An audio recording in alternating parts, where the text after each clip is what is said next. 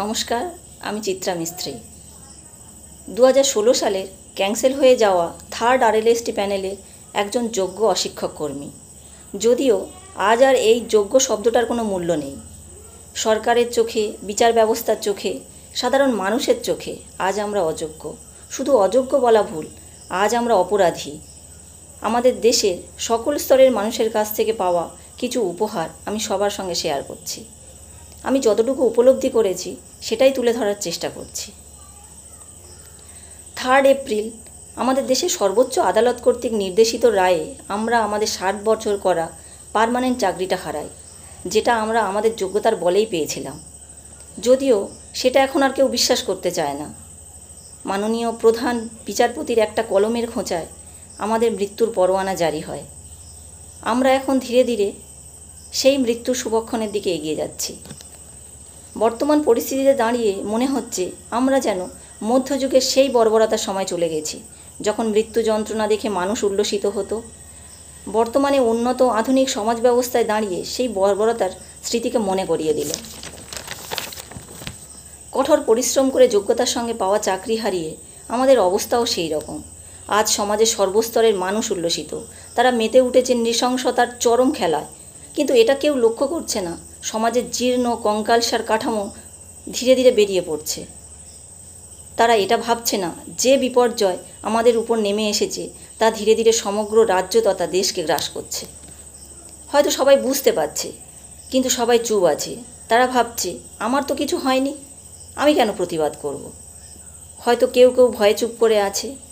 আজ আমি প্রতিবাদ করছি যেহেতু আমার ঘাড়ে কোপ পড়েছে। তবে সবাই সতর্ক থাকবেন, কোনো একদিন আপনাদের ঘাড়েও এই অন্যায় কোপ পড়তে পারে। যদিও কিছু কিছু ব্যতিক্রমী মানুষ আছে যারা আজও সমাজের ভালোর চেষ্টা করে যাচ্ছেন, প্রতিবাদ করে চলেছেন, কিন্তু তার সংখ্যা খুবই নগণ্য। এই নগণ্য সংখ্যা দিয়ে এই বর্বরচিত সমাজকে আর পরিবর্তন করা সম্ভব নয়। আমি একটা কথা বললাম যে সর্বস্তরের মানুষ উল্লসিত। কেন বললাম সর্বস্তরের মানুষ, সেটা ব্যাখ্যা করে বলছি। প্রথমে আমাদের সমাজের প্রাথমিক স্তরের মানুষের কথা বলি। যে গ্রামে আমি জন্মেছি, যাদের সঙ্গে বড় হয়েছি, তারা এই ব্যাপারটাতে বেশ মজা পাচ্ছে। যারা মজা পাচ্ছে তারা দেখেছে আমি কতটা পরিশ্রম করেছি, তবুও মজা নিচ্ছে। অনেক সময় গ্রামের মেলা উৎসবগুলোতে অংশগ্রহণ না করে ঘরের মধ্যে বয়ে মুখ গুজে পড়ে থেকেছি। গ্রামের মানুষদের দেখেছি বিভিন্ন অনুষ্ঠানে মাইক বাজিয়ে ডিজে চালিয়ে উদ্ধতের মতো আচরণ করতে। পরীক্ষার সময় আওয়াজটা কমাতে বলতে গিয়ে অপমানিত হয়েছি। আজ তারা আমায় জ্ঞান দেয়, কি করবি বল, পরীক্ষাটা তো দিতেই হবে। তাদের কথা শুনে হাসিও পায়। এরপর বলি আমার পরিচিত ফল দোকানদার, সবজি দোকানদার, রিক্সাওয়ালা, তারাও এই খবরটা শুনে বেশ মজা পায় আর হেসে হেসে বলে সব দিদির দয়া। আর এও বলে, দিদি সরকার পরিবর্তন করো, সরকার পরিবর্তন করো, না হলে কিচ্ছু হবে না।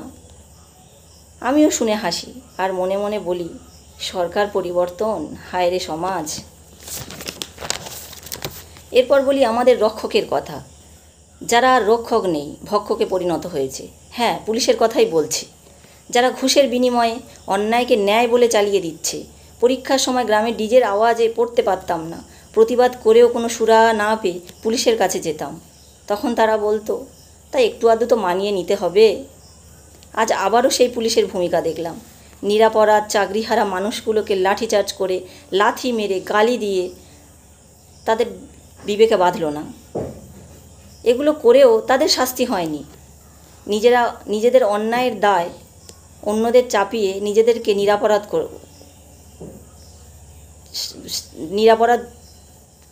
প্রমাণ করল। তারা এতটাই মহান যে তারা আজ নিরাপরাধ চাকরিহারাদের থানায় ডেকে অতিষ্ঠ করে তুলছে। তারা বোঝে না আজ 3 মাস অশিক্ষক কর্মীদের বেতন বন্ধ, তারা কোথা থেকে বেল পাওয়ার টাকা জোগাড় করবে। হায় রে মহান পুলিশ আর আমাদের পুলিশ মন্ত্রী। এরপর বলি ছোট থেকে বড় সকল পূজনীয়, সম্মানীয় মহান রাজনীতিবিদদের কথা। আমরা যাদের রাজনীতির পাশা খেলার ঘুঁটি।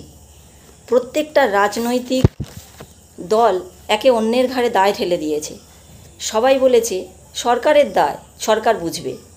আচ্ছা, যে বিরোধী রাজনীতি দলগুলি চেষ্টা চালাচ্ছে সরকার ফেলে তারা শাসন ক্ষমতায় আসবে, তাদের কি কোনো দায় নেই?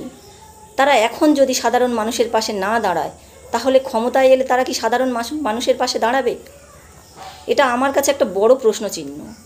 সবাই ভেবে দেখবেন, এটা আপনাদের কাছেও একটা বড় প্রশ্ন হওয়া উচিত। এবার শাসন ক্ষমতায় থাকা রাজনৈতিক দলটার ছোট বড় প্রত্যেক সদস্যের কথা বলি, যারা আজ ফুলে ফেঁপে উঠেছে। গাড়ি বাড়ি অট্টালিকা কি নেই তাদের? একদিন যারা হকারি করতো, চামচাগিরি করতো, মস্তানি করতো, আজ তারা বাবু।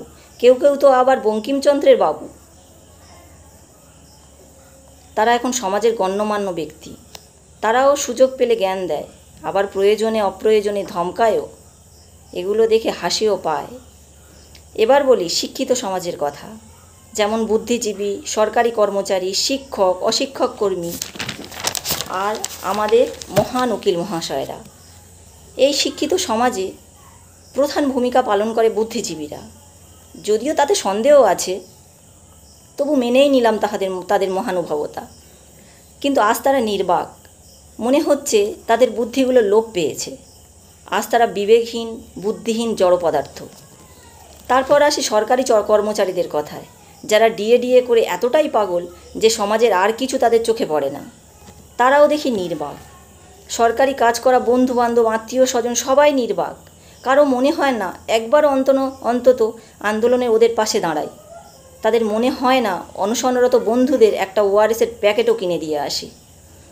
আমাদের পাশে তো দাঁড়ানো দূরের কথা, কোনো বন্ধু তো ফোন করাটাও বন্ধ করে দিয়েছে, পাছে যদি তাদের কাছে টাকা ধার চেয়ে বসি।